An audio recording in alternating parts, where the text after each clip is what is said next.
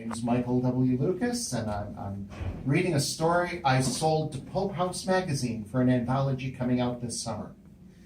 It's called Hero of Fire Life. So I'm walking down Mack Avenue, not the good parts, but down by Grand Boulevard, where the old 19th century mansions are either crumbling or braced with twisted 2x4s and busted breeze block. The best looking ones are the mental health group homes.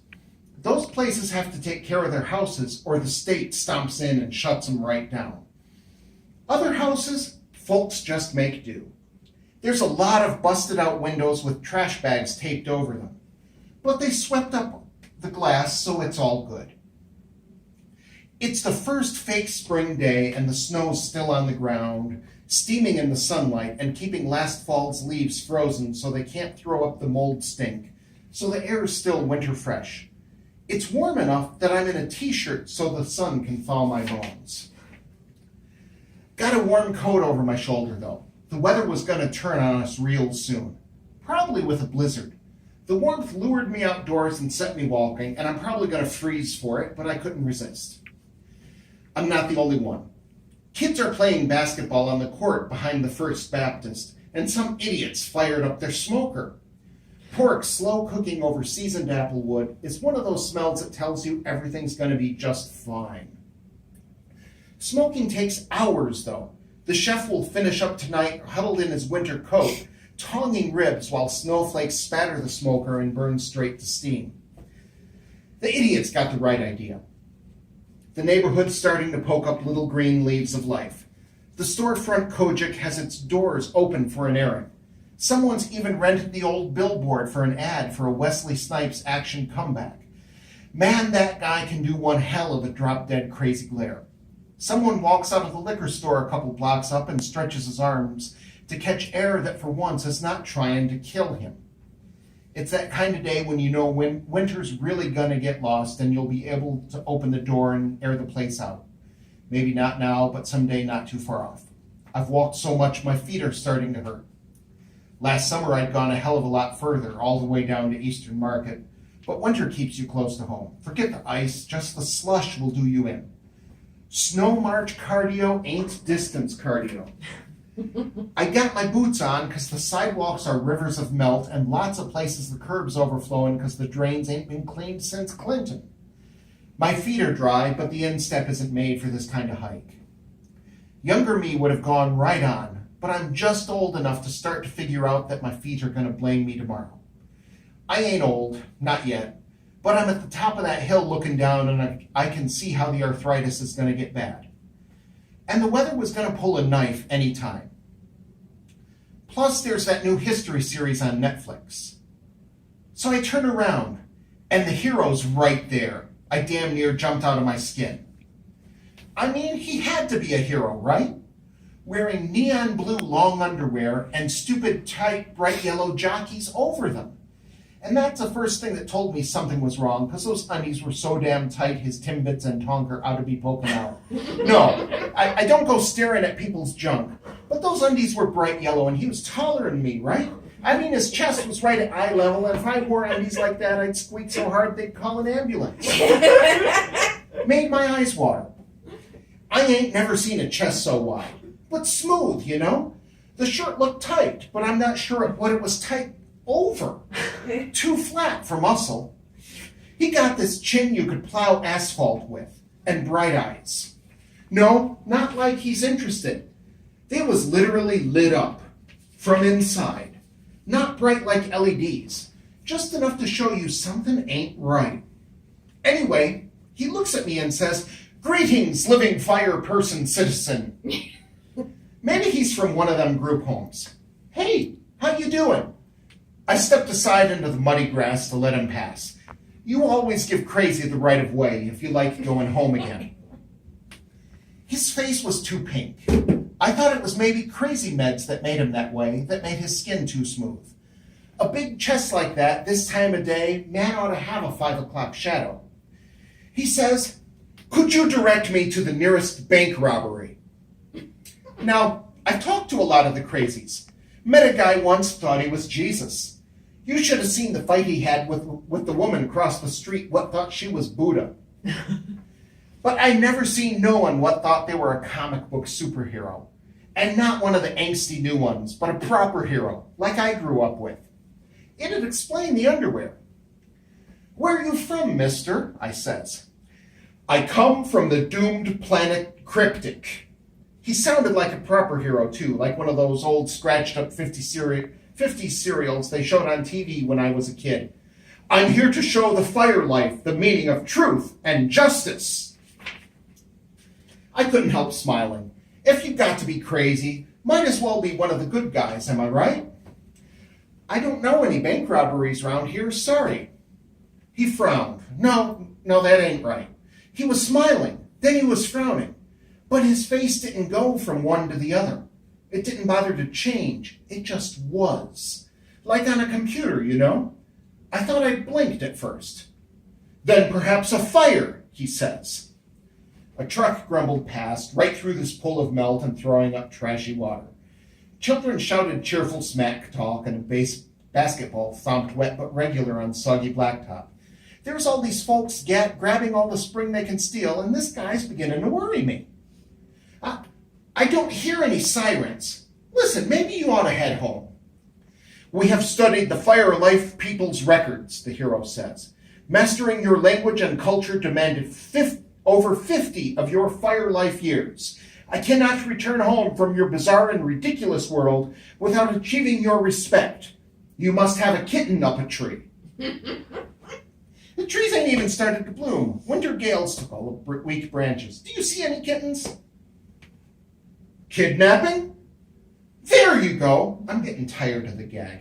I'm sure someone's been kidnapped. I bet your caregiver could tell you exactly who. My support team is in high orbit. They know nothing of fire life kidnappers. I admit it. I kind of get a kick out of some of the crazies, you know. They think they're bullshit through. What is this fire life you keep talking about? Your whole planet, the hero says, every life here. You propel the lives by burning your body in unadulterated oxygen. No other world is so insane as to design their biome in such a manner. We needed much research to create probes that would withstand your atmosphere, and until the fire suit, he claps his hand to his chest, the pinnacle of our technology, none could visit. It's the way that his hand hit his chest that told me something was wrong. The crazies give a convincing line. Sometimes part of you kind of believes them. But no matter how crazy you are, your chest don't clank when you hit it with your bare hand. I swear it clanked. Not like armor either, not hollow. Like when you hit an engine block with a tire iron. My guts went kind of liquid then. Lucky I didn't ruin my pants. I still thought he was a crazy. But a crazy strong enough to carry all that metal? No, it didn't make sense. He had that smile, that chin of doom. Crazies ain't that pretty. Heck, movie stars ain't that pretty. Whoever this guy was, from the doomed planet whatever, he wasn't no normal crazy. I thought it best to start small, he says. No, he proclaims, like one of those preachers that rip off the poor folks. Perhaps the fire life has solved these lesser problems. Take me to your Hitler. I looked around for anyone who might help, but the kids are all hooting at their b-ball game, and the old lady's chatting around the stoop will just duck back inside if the trouble starts, and the cars ain't gonna stop nohow. I'm trying to buy some thinking time, so I says, Hitler? Your records show that fighting through an army and punching a Hitler is the standard method of achieving recognition and honor among fire life. His chin somehow thrusts out even more. I shall be known among the whole of the pancosmos as the one who first dared to dare the fire life. Yeah, the way he clanked worried me, but my brain was starting to click in. The smart part, what insisted he was a crazy, was getting drowned out by the sensible part that said maybe this guy was legit. I mean, he even looked like he was out of a comic book, one of those old ones Dad kept from when he was a kid, where they had big lines and only a few colors of ink. That face was a pink I ain't seen on nothing living. A chest that big ought to have all kinds of muscles showing up through the shirt. And the undies. No way any man could wear undies that tight. Oh, right, I says. Hitler's. I thought of naming some politicians. You know the ones. But figured that'd just go horrible wrong. You know we defeated Hitler most of a century ago, right? We're okay. Don't need no heroes anymore. Fire life always needs heroes, he says. Your records say so over and over again. He almost destroys you and is defeated. Take me to your Hitler. Look, I caught myself licking my lips. Not a good look, and besides, in this weather, they'll just chap the hell up. You said you took many years to translate those records. That ain't what we're like no more. Our heroes are quiet now. Doctors and philanthropizers, stuff like that. The way the hero's head turns on his neck isn't right. When a person looks around, their skin moves. His just didn't. Then his head just kept turning. I'm looking at the back of his head. He doesn't have hair. It's all plastic. My guts had gone all soft before, but now they're hard. I've got a brick in my guts, and it's gonna need more than a prune to get rid of. Aha! The hero shouts so loud I jump. The steady thump, thump, thump of the b-ball goes all thump, thump, thump, thud, and stops. And the kids raise their own shouts. The hero turns his back to me, the hero turns his head back to me, which eases my innards a bit, but not near enough, and raises his hand. If you have defeated your Hitlers, he says, then who does this fire life fight? He's pointing at the movie billboard, where Wesley Snipes glares all mean and ready to pound someone's face. There's even fire behind him. I can't help but take half a step back. The hero's frown is bigger now, and his eyebrows have turned down way too far into a scowl. People can't scowl that far, and I should know. My Aunt Rosa was a champion scowler. There are Hitlers, he says. They always come back. Who are you? Are you one of those that saved Hitler's brain? I raise my hands up, but keep them open. You don't show a fist down here, not unless you plan to use it. It's a story. We tell the same story to everyone, over and over again. It's so if a Hitler shows up, we know to fight him. That's how you beat them. You stomp them early. A story? He sounds right pissed now. You lie about your Hitlers? I make myself swallow. It's teaching for the young, for new fire life. We burn up, right? Someone's walking down the street behind the hero, but they're still like a block and a half away, and I don't know how I could explain this quick enough so they'd help. I mean, this hero, whoever he is, showed up ready to punch an army so he could deck Hitler. We burn ourselves to death, and the new fire life need to know of the dangers for when Hitlers come again. The hero eyes me like one of those young men lounging around street corners at 3 a.m. You are among the wholesome citizenry of the fire life people. I nod quick as I can. His chest inflates a good 6 inches, and he gives this sigh that blows my hair back hard. Then you speak the truth. There is no enemy for me to fight to gain your respect. I nod. That's right. We don't need heroes anymore. We done saved ourselves. It's all the internet and for philanthropizers now. The hero's head does one slow turn, full around. My eyes want to squeeze back into my head just watching. Then I cannot do this as I hoped, the hero says. Between one breath and the next, he's just gone. I kind of sag right there. My heart's threatening to run off. And suddenly I'm right cold. The fake spring hasn't gone away, but my shirt's soaked through with sweat, and if I don't get my coat on, I'm going to catch a chill.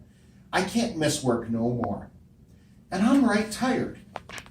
Time enough to chew on all this over once I'm home. Or maybe someone will notice that I've lost what brains I had and move me down to one of these group homes permanently. That's the kind of things us whacked out oxygen breathers do, I guess. I'm barely 100 feet down the street, just across from the open doors of the Kojic, when a great big voice bellows behind me. Attention!